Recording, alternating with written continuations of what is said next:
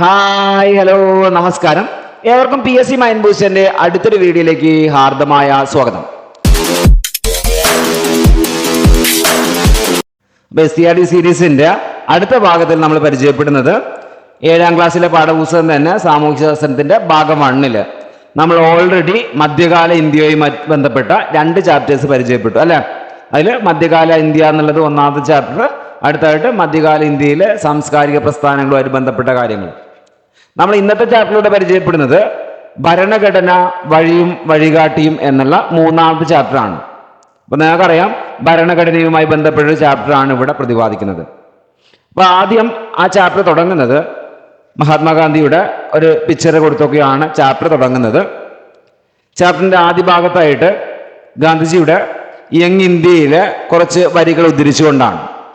അതായത് ഈ ഭാഗത്തിലൂടെ പരിചയപ്പെടുന്ന കാര്യം ഇങ്ങനെയാണ്: എല്ലാ പ്രതിസന്ധികളിൽ നിന്നും രക്ഷകർത്തത്തിൽ നിന്നും ഇന്ത്യയെ മോചിപ്പിക്കുന്ന ഒരു ഭരണഘടനയ്ക്കായി ഞാൻ പരിശ്രമിക്കും.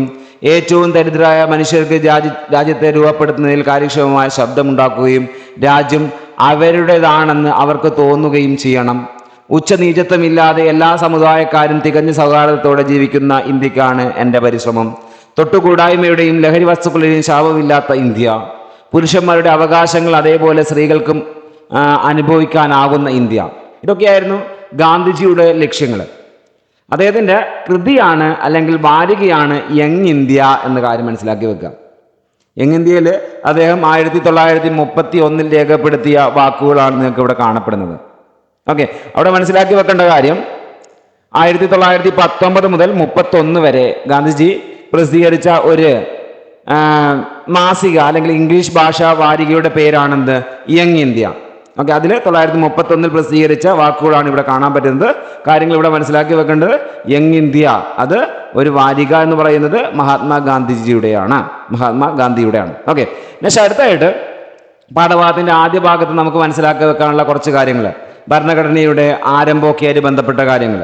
അതായത് പാഠഭാഗത്തിന്റെ ആദ്യ ഭാഗത്തിൽ ഭരണഘടന സ്വാതന്ത്ര്യ സമര സേനാനികളുടെ സ്വപ്നം എന്ന രീതിയിലൊക്കെ ചാപ്റ്ററിന്റെ ആദ്യ ഭാഗത്തിന്റെ ഹെഡിങ് കൊടുത്തിട്ടുണ്ട്. അതിൽ ആദ്യം 1857 സ്വാതന്ത്ര്യ സമരം. അതാണ് ബ്രിട്ടീഷ് ആധിപത്യത്തിനെതിരെ ഉയർന്നു വന്ന ആദ്യത്തെ ബഹുജന സമരം. ബ്രിട്ടീഷ് ആധിപത്യത്തിനെതിരെ ഉയർന്നു വന്ന ഇന്ത്യയിലെ ആദ്യത്തെ ബഹുജന സമരം എന്ന് ചോദിച്ചു കഴിഞ്ഞാൽ അത് ഏതാ? 1ാം സ്വാതന്ത്ര്യ സമരമാണ്. നടന്ന വർഷം ഏതാ? 1857. കിട്ടുമല്ലോ. ശേഷം മനസ്സിലാക്കി വെക്കുക, സൈനികര്, ഗോത്രവർഗക്കാര്, രാജാക്കന്മാര്, പ്രഭുക്കര്, കർഷകര് തുടങ്ങിയവരൊക്കെ എന്ത് ചെയ്തിട്ടുണ്ടായിരുന്നു? ഈ സമരത്തിൽ പങ്കാളികളായിട്ടുണ്ടായിരുന്നു. ഈ സമരത്തിലൂടെയാണ് ജനങ്ങൾക്കിടയിൽ മതസൗഹാർദ്ദത്തിലൂന്നിയ ദേശീയ ബോധം വളർത്തുന്നതിന് പ്രയോജനകരമായിട്ടുള്ളത്. പിന്നീട് മനസ്സിലാക്കി വെക്കുക, അതിൻ്റെ ഭാഗമായിട്ട് ഇന്ത്യയിൽ വിവിധ സംഘടനകൾ രൂപം കൊള്ളുകയാണ് ചെയ്യുന്നത്. എക്സാമ്പിൾ നോക്കുകയാണെങ്കിൽ Indian association, Madras native association, Pune Sarvajanik സഭ, ഇതൊക്കെ 1ാം സ്വാതന്ത്ര്യ സമരത്തിന് ശേഷം ഉയർന്നു വന്നിട്ടുള്ള വൈദേശിക ആധിപത്യത്തിനെതിരെയുള്ള വിവിധ സംഘടനകളായിരുന്നു. ഏതൊക്കെയാ? Indian association, Madras native association, Pune Sarvajanik സഭ. ഈ സംഘടനകളെ കുറിച്ച് നമ്മൾ അങ്ങോട്ടേക്ക് പരിചയപ്പെടും കേട്ടോ. അങ്ങനെ ഈ സംഘടനകളിൽ നിന്ന് വിഭിന്നമായിട്ട് മറ്റൊരു സംഘടന ഉയർന്നു വരുന്നതായിട്ട് നിങ്ങൾക്ക് കാണാൻ പറ്റും. അതിലൊന്നാണ്, അതിൽ പ്രധാനപ്പെട്ടതാണ് 1885 INC, അതായത് ഇന്ത്യൻ നാഷണൽ കോൺഗ്രസ്. ഉയർന്നു വന്ന വർഷം കിട്ടിയല്ലോ, 1885 INC രൂപീകൃതമാകുന്നു. അങ്ങനെ എന്ത് ചെയ്യുന്നു? ദേശീയ തലത്തിൽ ബ്രിട്ടീഷ് വിരുദ്ധ പ്രക്ഷോഭങ്ങൾക്ക് സംഘടിതമാനം രൂപം കൊള്ളുകയും ചെയ്യുന്നത്. പിന്നീട് വിവിധ ജനവിഭാഗങ്ങളുടെ പ്രശ്നങ്ങൾ അധികാരികളുടെ ശ്രദ്ധയിൽപ്പെടുത്തുന്നു.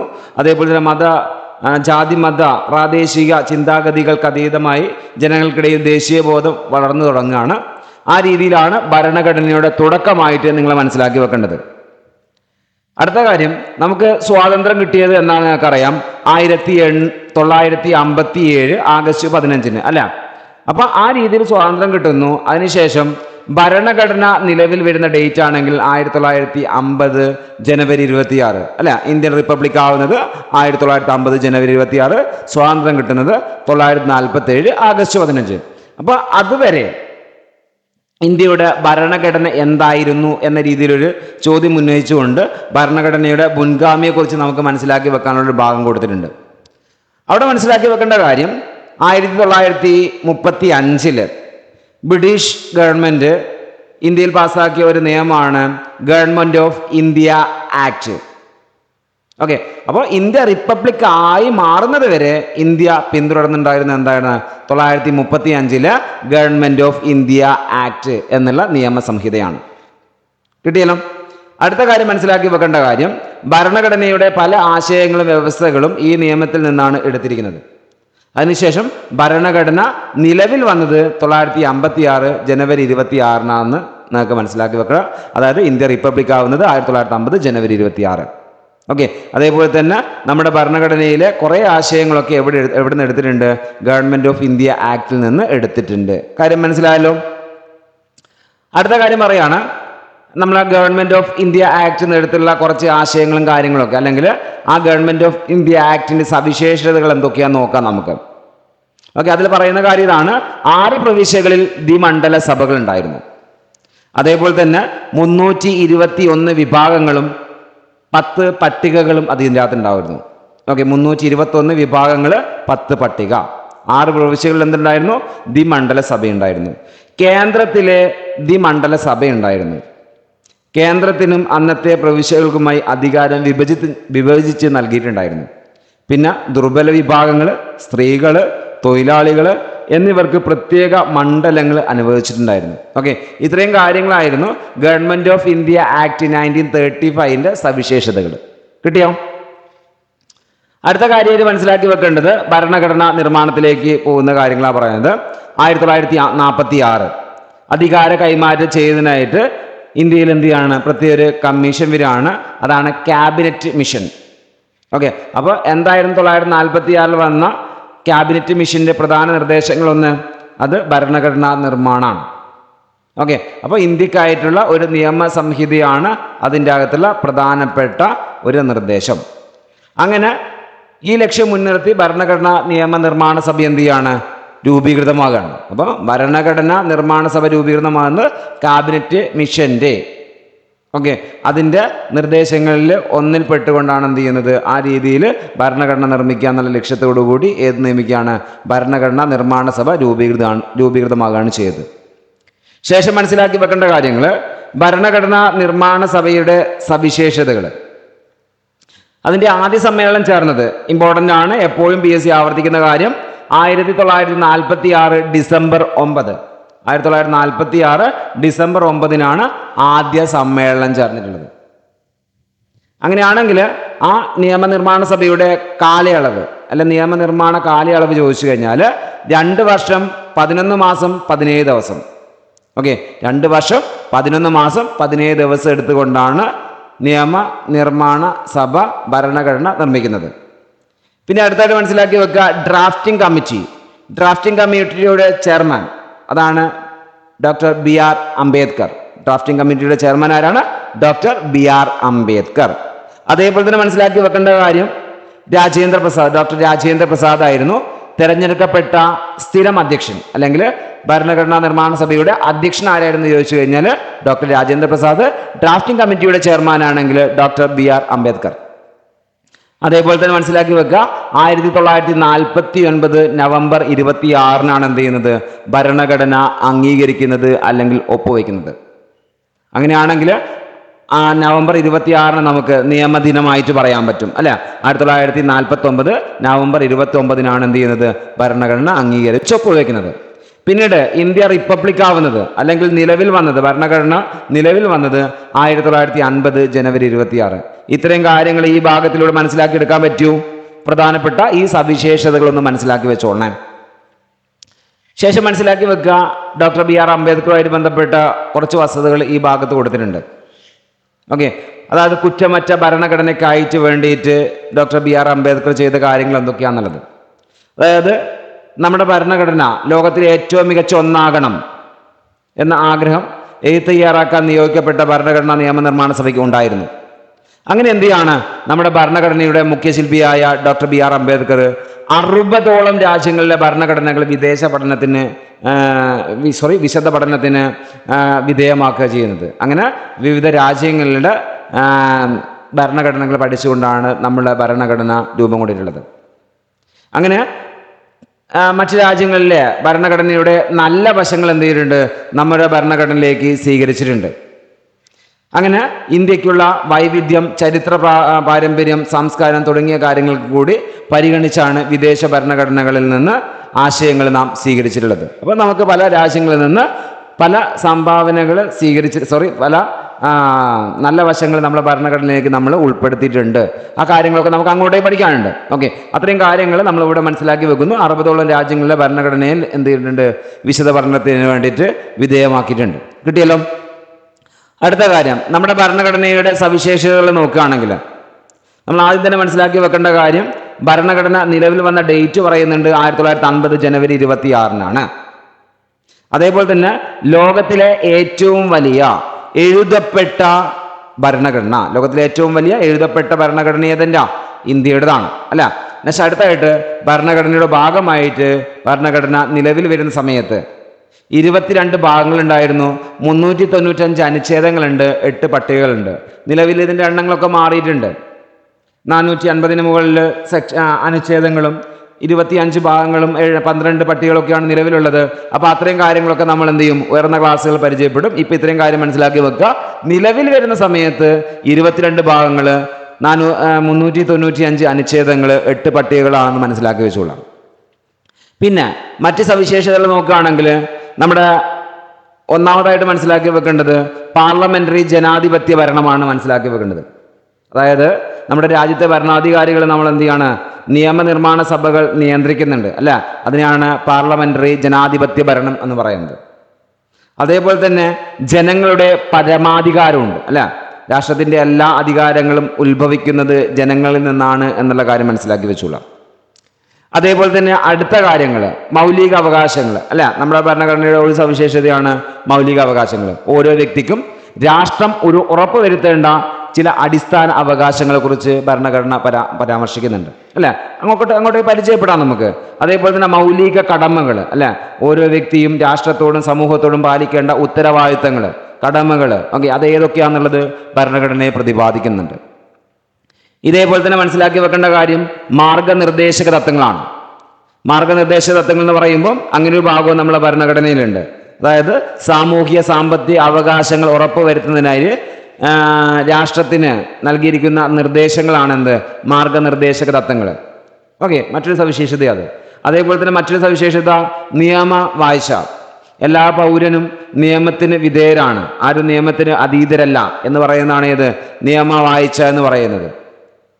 ഓക്കെ, അതാണ് നിയമ വാഴ്ച കൊണ്ട് നിങ്ങൾ മനസ്സിലാക്കി വെക്കേണ്ട കാര്യം. അതേപോലെ തന്നെ അടുത്ത ഇമ്പോർട്ടൻസ് കൊടുക്കേണ്ട കാര്യം സാർവത്രിക പ്രായപൂർത്തി വോട്ടവകാശം അല്ലെ. നിശ്ചിത പ്രായം പൂർത്തിയായ എല്ലാവർക്കും എന്തുണ്ട്, വോട്ട് ചെയ്യാനുള്ള അവകാശം ഇന്ത്യയിലുണ്ട്.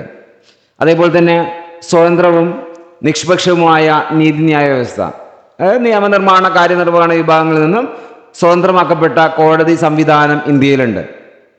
അതേപോലെ തന്നെ അടുത്ത സംവിധാനം ഫെഡറലിസം, അധികാരം കേന്ദ്രത്തിനും സംസ്ഥാനങ്ങളുമായിട്ട് എന്ത് ചെയ്തിട്ടുണ്ട്, വിഭജിച്ച് കൊടുത്തിട്ടുണ്ട്. അതേപോലെ തന്നെ ഏകപൗരത്വം, അതായത് രാജ്യത്ത് ഒരൊറ്റ പൗരത്വമേ ഉള്ളൂ, സംസ്ഥാനങ്ങൾക്കായിട്ട് പ്രത്യേക പൗരത്വം ഇല്ല. ചില രാജ്യങ്ങളൊക്കെ അങ്ങനെയുണ്ട്. അപ്പോൾ ഇത്രയും കാര്യങ്ങളാണ് നമ്മുടെ ഭരണഘടനയായിട്ട് ബന്ധപ്പെട്ട സവിശേഷതകൾ നിങ്ങൾ മനസ്സിലാക്കി വെക്കേണ്ടത്. ഒന്നാമത്തെ എന്താ, പാർലമെന്ററി ജനാധിപത്യ ഭരണം.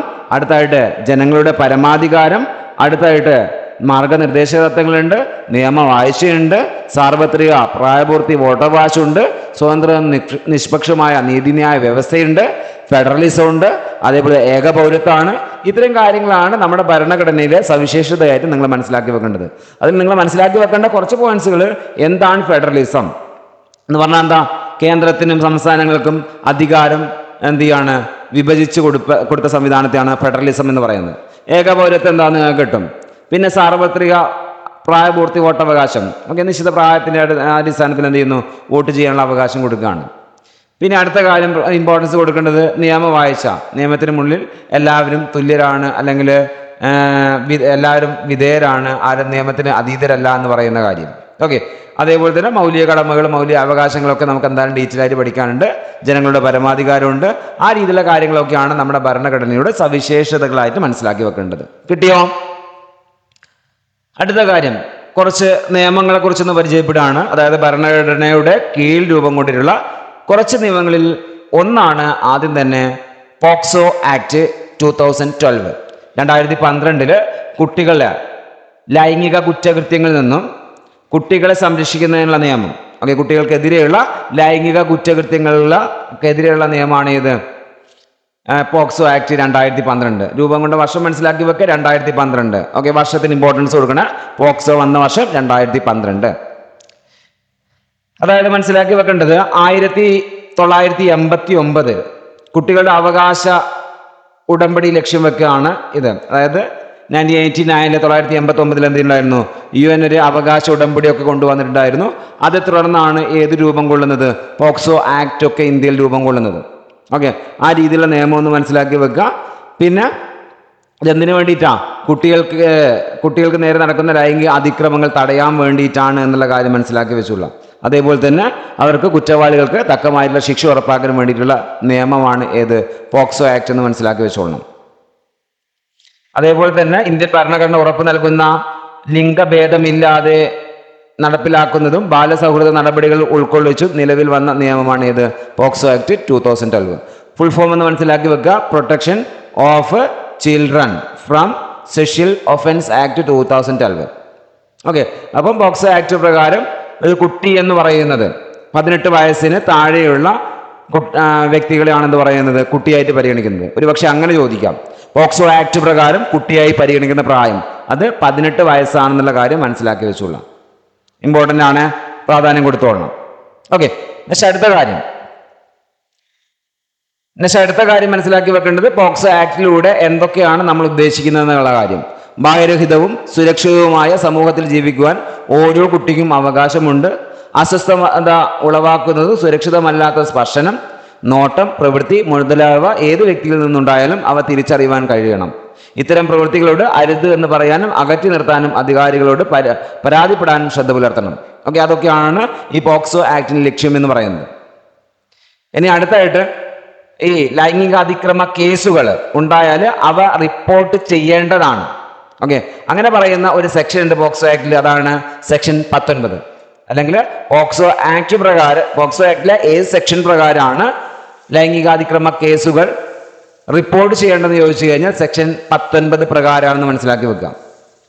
അങ്ങനെയാണെങ്കിൽ ആ സെക്ഷൻ 19 പ്രകാരം പറയുന്നത് ജുവനൈൽ പോലീസോ ലോക്കൽ പോലീസോ അതേപോലെ തന്നെ ലോക്കൽ പോലീസോ ആണ് എന്ത് ചെയ്യാം ഈ രീതിയിൽ നിയമ നടപടികൾ എടുക്കുക എന്നുള്ള കാര്യം മനസ്സിലാക്കി വെച്ചുള്ള. ആരൊക്കെയാണ്? ജുവനൈൽ പോലീസ്, അതേപോലെ തന്നെ ലോക്കൽ പോലീസ്. ഓക്കെ, അടുത്ത കാര്യം മനസ്സിലാക്കി വെക്കേണ്ട കാര്യം, പോക്സോ കേസുകൾ കൈകാര്യം ചെയ്യുന്ന ഉദ്യോഗസ്ഥർ ചൈൽഡ് വെൽഫെയർ പോലീസ് ഉദ്യോഗസ്ഥൻ എന്ന രീതിയിലാണ് അറിയപ്പെടുന്നത്, CWPO. ഓക്കെ, അത്തരം കേസുകൾ കൈകാര്യം ചെയ്യുന്ന ഉദ്യോഗസ്ഥരെ വിളിക്കുന്ന പേരാണ് ചൈൽഡ് വെൽഫെയർ പോലീസ് ഓഫീസർ എന്നാണ് വിളിക്കുന്നത്. കിട്ടിയല്ലോ. അടുത്തായിട്ട് മറ്റൊരു ഇമ്പോർട്ടൻസ് കൊടുക്കേണ്ട കാര്യം എന്താ ചോദിച്ചു കഴിഞ്ഞാൽ, ബാലാവകാശ സംരക്ഷണ കമ്മീഷൻ, കേരള സംസ്ഥാന ബാലാവകാശ സംരക്ഷണ കമ്മീഷൻ പോക്സോ നിയമത്തിന്റെ 44-ാം വകുപ്പ് പ്രകാരം നിരീക്ഷണ സംവിധാനം ഒരുക്കിയിട്ടുണ്ട്. ഓക്കെ, അപ്പൊ എന്തുണ്ട്? നിരീക്ഷണ സംവിധാനം ഒരുക്കിയിട്ടുള്ള വകുപ്പ് ഏത് വകുപ്പ് പ്രകാരം? 44-ാം വകുപ്പ് പ്രകാരമാണ്. ഓക്കെ, അതായത് പോക്സോ മോണിറ്ററിംഗ് സെല്ല് ഏത് വകുപ്പ് പ്രകാരമാണെന്ന് ചോദിച്ചു കഴിഞ്ഞാൽ 44-ാം വകുപ്പ് പ്രകാരമാണ്. കിട്ടിയോ? അടുത്ത കാര്യം, ഇന്ത്യൻ ഭരണഘടനയുടെ കുറച്ച് നാൾ വഴികളെ കുറിച്ച് ഇങ്ങോട്ടേക്ക് പറഞ്ഞിട്ടുണ്ട്. അതായത് ഭരണഘടനാ ഭേദഗതിയായിട്ട് ബന്ധപ്പെട്ട് ഇങ്ങനൊരു പിക്ചർ പാഠപുസ്തകത്തിൽ കൊടുത്തിട്ടുണ്ട്. നമ്മൾ എന്ത് ചെയ്യാം? നമുക്കെന്ത് ചെയ്യാം? ആ പിക്ചർ ഒന്ന് വലുതാക്കി നോക്കാം. ഏതൊക്കെ ഭാഗത്ത് എന്തൊക്കെയാണ് പറഞ്ഞേക്കുന്നത് എന്നുള്ള കാര്യങ്ങളൊന്ന് വലുതാക്കി നോക്കിയാലോ നമുക്ക്. ഇതാ ആദ്യ ഭാഗം നോക്കിയ നിങ്ങൾ. ഒന്നാമത്തെ കാര്യം, ഇന്ത്യൻ ഭരണഘടന നിലവിൽ വന്നത് 1950 ജനുവരി 26. ഒരുപാട് പ്രാവശ്യം പറഞ്ഞു കഴിഞ്ഞു. പിന്നീട് 1-ാം ഭരണഘടനാ ഭേദഗതി നടക്കുകയാണ് 1951. ആ സമയത്താണ് നമ്മുടെ ഭരണഘടനയിലെ പട്ടികകളുടെ എണ്ണം 8 ആയിരുന്നു, അത് 9 ആയിട്ട് ഉയർത്താണ് ആ സമയത്ത് ചെയ്തത്. ഓക്കെ, അപ്പൊ 1-ാം ഭരണഘടനാ ഭേദഗതിയിലൂടെ ചെയ്ത കാര്യം എന്താണെന്ന് മനസ്സിലായല്ലോ. ഓക്കെ, ഇതേപോലെ തന്നെ മനസ്സിലാക്കി വെക്കേണ്ട കാര്യം 42-ാം ഭരണഘടനാ ഭേദഗതി ഇമ്പോർട്ടൻസ് കൊടുക്കേണ്ടതാണ്. PSCയുടെ ഇഷ്ട വിഷയം 42-ാം ഭരണഘടനാ ഭേദഗതി. കുറെ വിഷയങ്ങൾ ഈ ഭാഗത്ത് നമുക്ക് പഠിക്കാനുണ്ട്. മിനി കോൺസ്റ്റിറ്റ്യൂഷൻ എന്നൊക്കെയാണ് ഈ ഭരണഘടനാ ഭേദഗതി അറിയപ്പെടുന്നത്. എന്തിനായാലും നമുക്ക് ഇവിടെ കൊടുത്തിരിക്കുന്ന കാര്യങ്ങൾ 1976 ഭരണഘടനാ ഭേദഗതി നടന്നത്. അതേപോലെ തന്നെ മതേതരത്വം, സോഷ്യലിസം, അഖണ്ഡത എന്നിവ കൂട്ടിച്ചേർത്തു. ചോദ്യങ്ങൾ ഈ രീതിയിൽ വരാം. ഏതൊക്കെ വാക്കുകളാണ് കൂട്ടിച്ചേർത്തത് എന്ന രീതി ചോദിക്കാം കേട്ടോ. ഏതൊക്കെ വാക്കുകളാ? മതേതരത്വം, സോഷ്യലിസം, അഖണ്ഡത. ഏത് വർഷ ഭരണഘടനാ ഭേദഗതി? 76. പിന്നെ 78 പോവാം നമുക്ക്. ആ സമയത്തുള്ള ഭരണഘടനാ ഭേദഗതി വളരെ വളരെ ഇമ്പോർട്ടന്റ് ആണ്. 44 ഭരണഘടനാ ഭേദഗതി. ഓക്കെ, 44 ഭരണഘടനാ ഭേദഗതി നടന്ന വർഷം 1978 വളരെ വളരെ ഇമ്പോർട്ടൻസ് കൊടുത്തോളണം. സ്വത്തവകാശം മൗലിക അവകാശം അല്ലാതായിട്ട് മാറിയിട്ടുള്ള ഭരണഘടനാ ഭേദഗതിയാണ് ഇത്. 1978 44 ഭരണഘടനാ ഭേദഗതി. 3 ഭരണഘടനാ ഭേദഗതികൾ കിട്ടിയോ? 51 1 ഭരണഘടനാ ഭേദഗതി, 76 42, 78 44. ഓക്കെ, ഒന്നാമത്തേല് പട്ടികകളുടെ എണ്ണം 9 നെക്സ്റ്റ് കുറച്ച് വാക്കുകൾ കൂട്ടിച്ചേർത്തത് 42. 44 സ്വത്തവകാശം മൗലിക അവകാശം അല്ലാതായി. നെക്സ്റ്റ് പ്രധാനപ്പെട്ട ഭരണഘടനാ ഭേദഗതി. ഓക്കെ, അതിൽ ഒരു ഭരണഘടനാ ഭേദഗതിയും കൂടിയും പ്രതിപാദിക്കുന്നുണ്ട്. 73 74. ഓക്കെ, ആ കാര്യം കൂടെ ഇവിടെ കൊടുക്കണം, മനസ്സിലാക്കി വെച്ചോളണം. 73 74 കേട്ടോ. 73 74 നഗരപാലിക നിയമങ്ങളൊക്കെ വന്നാണ് 73 74 ഒക്കെ കേട്ടോ. ഓക്കെ, പഞ്ചായത്തി രാജ് അതേപോലെ തന്നെ നഗരപാലികയാണ് 73 74. നമ്മളെ സംബന്ധിച്ചിടത്തോളം വളരെ വളരെ ഇമ്പോർട്ടൻ്റ് ആണ്. നെക്സ്റ്റ് അതേപോലെ തന്നെ മനസ്സിലാക്കി വെക്കേണ്ട കാര്യമാണ് 86 ഭരണഘടനാ ഭേദഗതി.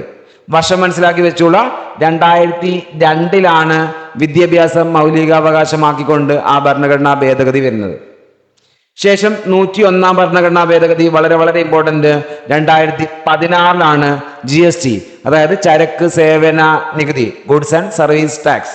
ഓക്കെ, ഈ രീതിയിലൊരു നിയമം വരികയാണ്, അല്ലെങ്കിൽ ഒരു ആക്ട് വരികയാണ്. അതാണ് 2016 101 ഭരണഘടനാ ഭേദഗതി. കിട്ടിയല്ലോ. ആ ഭരണഘടനാ ഭേദഗതികളൊക്കെ കൃത്യമായിട്ട് പഠിച്ചു വെച്ചോളൂ. വളരെ വളരെ ഇമ്പോർട്ടൻ്റ് ആണ്, ഓർത്ത് വെച്ചോളണേ. അടുത്ത കാര്യം പാഠപുസ്തകത്തിൽ പറയുന്ന ഒരു പോയിന്റ് ആണ് അടിത്തറ ഇളകരുത് എന്ന് പറയുന്ന ഒരു ഭാഗം. കാര്യം മനസ്സിലാക്കി വെച്ചോളണം. 1973 കാസർഗോഡ് എടതീർ മഠത്തിന്റെ അധിപതിയായ കേശവാനന്ദ ഭാരതി കേരള സർക്കാരിനെതിരെ നൽകിയ കേസിലായിരുന്നു ഭരണഘടനയുടെ അടിസ്ഥാന ഘടനയിൽ യാതൊരു മാറ്റവും വരുത്താൻ പാടില്ല എന്ന് സുപ്രീം കോടതി വിധിച്ചത്. അപ്പം 1973 കാര്യമാണ് കേശവാനന്ദ ഭാരതി കേസ്. ആ കേസിൽ കേശവാനന്ദ ഭാരതിയും കേരള സർക്കാരും തമ്മിലാണ് വാദം നടന്നിട്ടുള്ളത്. അതിൻ്റെ അകത്ത് പറഞ്ഞ കാര്യം ഇങ്ങനെയാണ്. സുപ്രീം കോടതിയുടെ വിധി എന്താണെന്ന് ചോദിച്ചു കഴിഞ്ഞാൽ ഭരണഘടനയുടെ അടിസ്ഥാന ഘടനയിൽ യാതൊരു മാറ്റവും വരുത്താൻ പാടില്ല.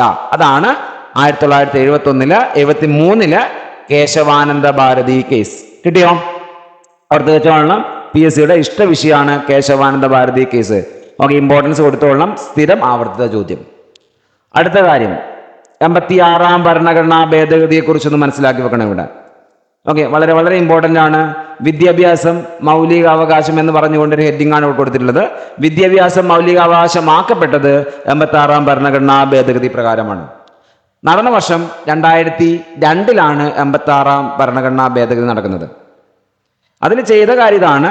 21A വകുപ്പ് എന്ന രീതിയിൽ ഒരു വകുപ്പ് എന്ത് ചെയ്യാണ്? കൂട്ടിച്ചേർക്കാണ് ചെയ്തത്. അതായത് ഭരണഘടനയിൽ 21 വകുപ്പ് ഉണ്ടായിരുന്നു, അതിൽ A വകുപ്പായിട്ട് കൂട്ടിച്ചേർത്തു എന്ന രീതിയിൽ മനസ്സിലാക്കി വെക്കുക. അതെന്താ? വിദ്യാഭ്യാസം മൗലികാവകാശമാണ് എന്ന രീതിയിൽ. ഓക്കെ, മൗലികാവകാശത്തിന്റെ പട്ടികയിൽ വിദ്യാഭ്യാസവും കൂട്ടിച്ചേർത്തു. പിന്നീട് മനസ്സിലാക്കി വെക്കുക 2009